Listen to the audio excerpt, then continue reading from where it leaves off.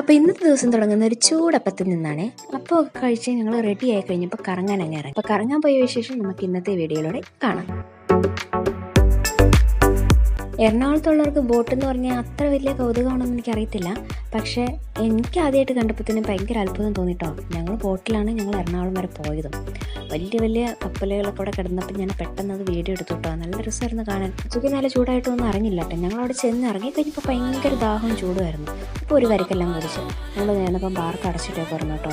ബോട്ടിന് മുമ്പ് പെട്ടെന്ന് എത്തുകയും ചെയ്യും. അതുമല്ല ഒത്തിരി ചൂടൊന്നും അറിയില്ല. നമുക്ക് ഒത്തിരി പൈസ ആവത്തില്ല കേട്ടോ. നമ്മൾ തിരിച്ചു വന്നതും ബോട്ടിന് തന്നെയാണ്. ഇന്ന് നേരെ വിട്ടത് ബീച്ചിലേക്കായിരുന്നു.